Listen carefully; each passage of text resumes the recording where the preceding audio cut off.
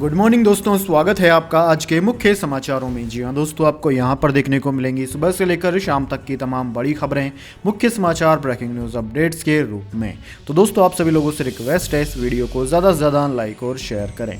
तो चलिए दोस्तों, जान लेते हैं आज की पहली बड़ी खबर। पाकिस्तानी प्रधानमंत्री बोले, भारत से 3 युद्ध लड़े, सिर्फ गरीबी बेरोजगारी मिली। पीएम मोदी को मेरा संदेश, अब टेबल पर बैठकर विवादों पर बातचीत करें। जी हाँ दोस्तों, पाकिस्तान के प्रधानमंत्री शहबाज शरीफ ने प्रधानमंत्री नरेंद्र मोदी को बातचीत के लिए मैसेज भेजा है। शहबाज ने कहा कि भारतीय लीडरशिप और प्रधानमंत्री मोदी को मेरा संदेश है कि आइए मेज पर बैठते हैं और हमारे बीच के कश्मीर जैसे मसलों पर समझदारी से बात करते हैं। शहबाज शरीफ ने अल अरेबिया न्यूज चैनल से इंटरव्यू में यह बात कही। शहबाज का यह बयान तब आया जब पाकिस्तान बेरोजगारी और महंगाई से जूझ रहा है। खाने पीने की चीजों और डीजल पेट्रोल के दाम आसमान छू रहे हैं। पाकिस्तान का मीडिया पीएम मोदी की खुलकर तारीफ कर रहा है और कह रहा है कि भारत हर लिहाज से ताकतवर है।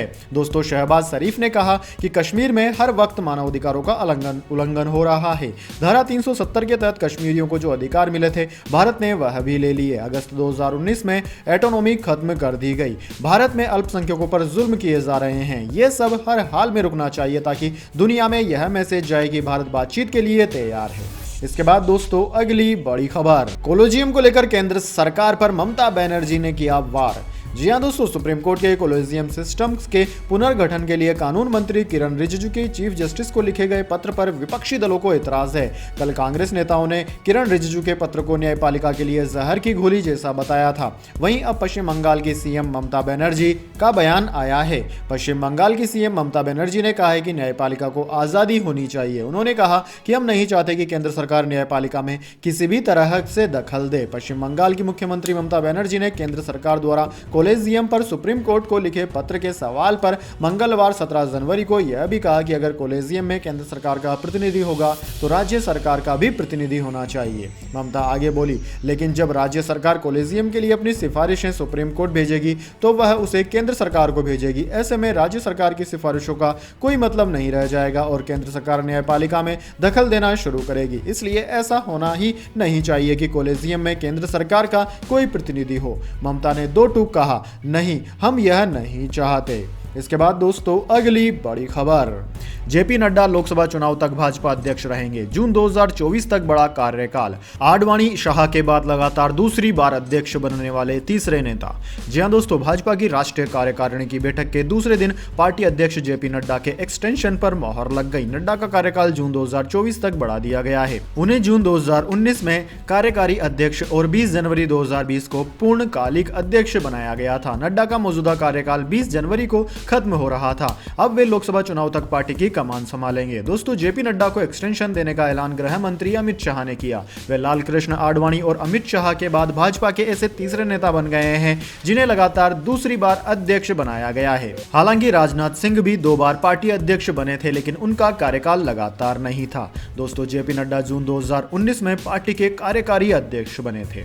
इसके बाद दोस्तों, अगली बड़ी खबर। 2 करोड़ की रिश्वत मामले में एएसपी दिव्या मित्तल हुई गिरफ्तार। बोली, ड्रग माफियाओं को पकड़ने का मिला इनाम। जी हां दोस्तों, राजस्थान के भ्रष्टाचार निरोधक ब्यूरो की जयपुर टीम ने 2 करोड़ की रिश्वत के मामले में अजमेर में बड़ी कार्यवाही की है। एसीबी ने एसओजी की एडिशनल एसपी दिव्या मित्तल को अजमेर स्थित उनके निजी आवास पर तलाशी लेने के बाद गिरफ्तार कर लिया। इस दौरान दिव्या मित्तल का बड़ा बयान सामने आया। दिव्या मित्तल ने कहा कि ड्रग माफियाओं को पकड़ने का उन्हें यह इनाम मिला है। यही नहीं, दिव्या मित्तल ने अजमेर के पुलिस अधिकारियों को भी ड्रग मामले में शामिल बताया है। दरअसल दोस्तों, जब जयपुर एसीबी की टीम उनके आवास से उन्हें गिरफ्तार करके ले जा रही थी तो उन्होंने कहा कि उन्होंने किसी भी व्यक्ति से रिश्वत की मांग नहीं की है। ड्रग माफियाओं का रैकेट है ताकि मेरे यहां से फाइल हट जाए। मैं उन्हें लगातार ट्रैक कर रही थी। इसमें अजमेर पुलिस के कई अधिकारी भी शामिल है। दिव्या मित्तल के इस बयान ने अजमेर पुलिस को भी कटघरे में लाकर खड़ा कर दिया है। एसीबी की जांच में दिव्या मित्तल ने बार बार रिश्वत की राशि ऊपर तक देने की बात भी कही है। अब एसीबी इसकी जांच कर रही है कि ऊपर कहां तक यह राशि दी जाती है। इसके बाद दोस्तों अगली बड़ी खबर, चुनाव जीतने के लिए बीजेपी आर्मी पर करवाती है हमला, आरजेडी के एक और मंत्री का विवादित बयान। जी हां दोस्तों, बिहार के महागठबंधन की सरकार में शामिल आरजेडी कोटे के मंत्री इन दिनों लगातार विवादित बयान दे रहे हैं। कुछ दिनों पहले शिक्षा मंत्री चंद्रशेखर ने रामचरितमानस पर विवादित बयान दिया था। यह मामला अभी चल ही रहा है। इसी बीच मंगलवार को आरजेडी कोटे के सहकारिता मंत्री सुरेंद्र यादव ने भी एक विवादित बयान दे दिया। सुरेंद्र यादव से जब पूछा गया कि बीजेपी दावा कर रही कि 2024 के लोकसभा चुनाव में वह जीतेगी, इस पर उन्होंने कहा कि बीजेपी का सुपड़ा साफ हो जाएगा। हर बार बीजेपी चुनाव जीतने के लिए आर्मी पर हमला करवाती है, इस बार लगता है कि किसी देश पर हमला करवाएगी। आरजेडी के मंत्री के विवादित बयान पर बीजेपी ने जवाब दिया। निखिल आनंद ने कहा है कि आरजेडी के तर्कश में एक से बढ़कर एक तीर हैं जो देश दुनिया में बिहार की फजीहत करा रहे हैं। अब सुरेंद्र यादव का बयान सुनकर तो हंसी आती है कि चुनाव आने पर बीजेपी आर्मी पर हमला करवाती है और अब किसी देश पर भी हमला कर देगी। इसके बाद दोस्तों अगली बड़ी खबर, इस भारतीय बल्लेबाज को रोक पाना हुआ नामुमकिन, शतक जड़कर सेलेक्टर्स को दिया मुंह तोड़ जवाब। जी हां दोस्तों, मुंबई के बल्लेबाज सरफराज खान ने एक और शतक जड़कर सेलेक्टर्स को जवाब दिया है। मुंबई के इस धाकड़ बल्लेबाज ने मंगलवार को रणजी ट्रॉफी में दिल्ली के खिलाफ मुकाबले में सेंचुरी बनाई। रणजी ट्रॉफी की 23 पारियों में उनका ये 10वां शतक है। दोस्तों आपकी जानकारी के लिए बता दें, सरफराज को न्यूजीलैंड और ऑस्ट्रेलिया के खिलाफ होने वाली सीरीज के लिए टीम इंडिया में जगह नहीं मिली है।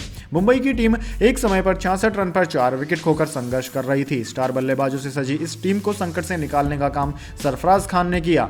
दोस्तों खबर लिखे जाने तक सरफराज खान नाबाद 117 रनों पर खेल रहे थे। मुकाबले में दिल्ली ने टॉस जीतकर पहले गेंदबाजी का फैसला किया था। मुंबई के स्टार ओपनर पृथ्वी शॉ 35 गेंद में 40 रन बनाकर आउट हुए। टीम इंडिया के कप्तान रह चुके अजिंक्य रहाणे 25 गेंदों में 2 रन ही बना सके। सरफराज खान ने अपना शतक 135 गेंदों में पूरा कर लिया।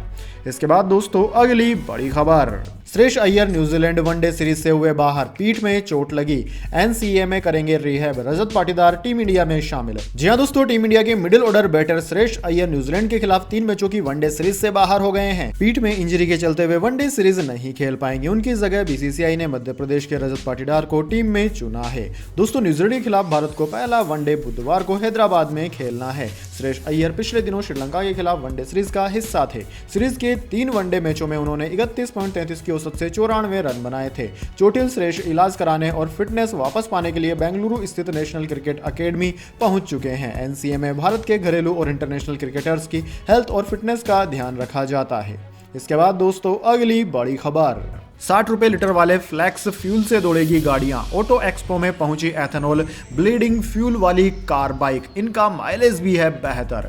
जी हां दोस्तों, आने वाले 1-2 सालों में आपको फ्यूल 60 से 62 रुपए प्रति लीटर में मिल सकता है। अभी पेट्रोल की कीमत 108 रुपए के आसपास चल रही है। दरअसल दोस्तों पेट्रोल डीजल गाड़ियों से होने वाले एयर पोल्यूशन को रोकने और फ्यूल के दाम कम करने के लिए दुनिया भर की सरकारें एथेनॉल ब्लेडेड फ्यूल पर काम कर रही है। भारत में भी एथेनॉल को पेट्रोल डीजल के विकल्प के रूप में देखा जा रहा है। इससे गाड़ियों का माइलेज भी बढ़ेगा। दोस्तों आपकी जानकारी के लिए बता दें, देश में 5% एथेनॉल से प्रयोग शुरू हुआ था, जो अब 10% तक जा पहुंचा है। अब सरकार नेशनल बायोफ्यूल पॉलिसी को लागू कर 22 अप्रैल से E20 यानी कि 20% एथेनॉल 80% पेट्रोल से E80 यानी कि 80% एथेनॉल प्लस 20% पेट्रोल पर जाने के लिए प्रोसेस शुरू करने जा रही है। अप्रैल से सिर्फ फ्लेक्स फ्यूल कंप्लाइड गाड़ियां ही बेची जा सकेंगी। साथ ही पुरानी गाड़ियां एथेनॉल कंप्लाइड व्हीकल में चेंज की जा सकेगी। इसके बाद दोस्तों अगली बड़ी खबर, राहुल गांधी बोले आरएसएस दफ्तर नहीं जा सकता, मेरा गला काटना होगा। वरुण गांधी को गले लगा सकता हूं पर उनकी विचारधारा के खिलाफ हूं। जी हां दोस्तों, कांग्रेस नेता राहुल गांधी ने पंजाब में भारत जोड़ो यात्रा के दौरान भाजपा सांसद वरुण गांधी को लेकर बयान दिया। उन्होंने कहा कि वे वरुण गांधी को गले लगा सकते हैं लेकिन उनकी विचारधारा के खिलाफ हैं। राहुल गांधी बोले कि वे आरएसएस के दफ्तर नहीं जा सकते, इसके लिए उनकी गर्दन काटनी होगी। राहुल गांधी बोले मेरे परिवार की एक विचारधारा है, वरुण ने दूसरी विचारधारा चुनी, मैं उस विचारधारा को अपना नहीं सकता। इसके बाद दोस्तों अगली बड़ी खबर, जोशीमठ को बचाने की अनोखी कोशिश, शंकराचार्य स्वामी 100 दिनों तक करेंगे धार्मिक अनुष्ठान। जी हां दोस्तों, उत्तराखंड के जोशीमठ का मामला दिन ब दिन चिंताजनक होता जा रहा है। ऐसे में ज्योतिमठ के शंकराचार्य स्वामी अविमुक्तेश्वरानंद सरस्वती पौड़ी के श्रीनगर गढ़वाल पहुंचे। यहां उन्होंने बताया कि प्रदेश के पहाड़ी इलाकों में जिस तरह से अनियोजित विकास और अंधाधुंध तरीके से विकास किया जा रहा है, स्वामी ने कहा कि इसी विकास की वजह से लगातार विनाश हो रहा है। वे बोले कि बड़ी बड़ी परियोजनाओं के चलते आसपास के रहने वाले लोग भी प्रभावित होते हुए दिखाई दे रहे हैं। जोशीमठ इसका ताज़ा उदाहरण है। उत्तराखंड पहुंचे स्वामी ने कहा कि जोशीमठ को बचाने के लिए आध्यात्मिक तरीका भी अपनाया जा रहा है। आगामी 100 दिनों तक जोशीमठ में धार्मिक अनुष्ठान किए जाएंगे। वहीं उन्होंने कहा कि जोशीमठ आपदा में जिन प्रभावितों को शिफ्ट किया गया है उन्हें उसी प्रभावित क्षेत्रों में ही शेल्टर होम में रखा गया है। ऐसे में अगर किसी दिन दुर्घटना हो जाती है तो उसकी चपेट में सभी आएंगे।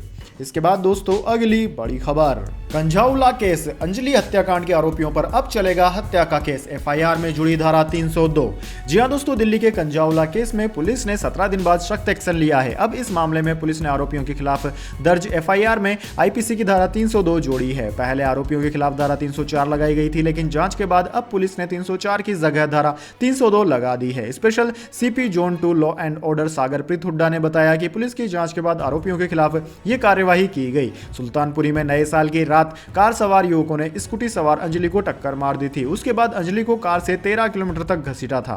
इस घटना में अंजलि की मौत हो गई थी। मामले में 1 जनवरी को आरोपियों के खिलाफ आईपीसी की धारा 279, 304 ए, 304, 120 बी, 34 के खिलाफ केस दर्ज किया गया। इस केस में भौतिक, मौखिक, फोरेंसिक एवं अन्य वैज्ञानिक साक्ष्यों को एकत्रित किया गया। इसके बाद पुलिस ने आईपीसी की धारा 304 की जगह पर धारा 302 जोड़ी गई है। मामले में आगे की जांच जारी है।